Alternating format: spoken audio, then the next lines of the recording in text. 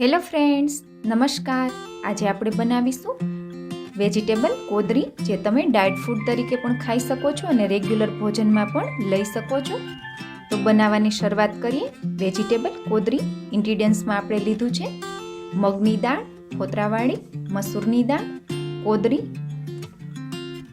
વેજીટેબલમાં આપણે લીધું છે વટાણા, દૂધી, કોળું, કોબીજ, ગાજર, કેપ્સિકમ અને કોથમીર. કોળું સત્વગુણોથી ભરપૂર હોય છે અને સ્વાસ્થ્ય માટે પણ બહુ સારું છે. તો રેગ્યુલર વેજીટેબલમાં આપણે કોળુંનો ઉપયોગ કરી શકીએ છીએ. તમારી પાસે જે વેજીટેબલ અવેલેબલ હોય એ તમે લઈ શકો છો ને તમને જે ફાવતા હોય તે તમે એડ કરી શકો છો.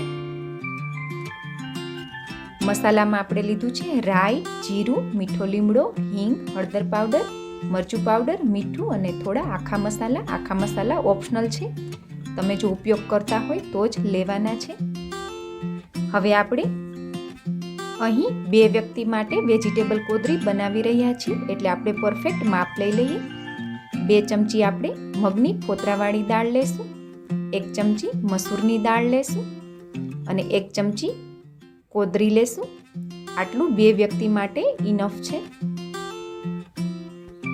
હવે આ કોદરી અને દાળને મિક્સ કરીને આપણે ચોખ્ખા પાણીથી ધોઈ લેશું. એક કુકરની અંદર આપણે 1 ચમચી તેલ લેશું અને તેલ ગરમ થાય એટલે આપણે વઘારના બધા મસાલા તેની અંદર એડ કરી દઈશું. પછી તેની અંદર આપણે હિંગ, હળદર પાવડર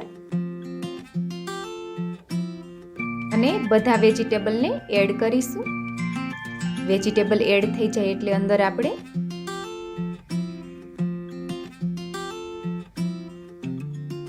મીઠું, લાલ મરચું પાવડર એડ કરીને બધાને સારી રીતે મિક્સ કરીશું.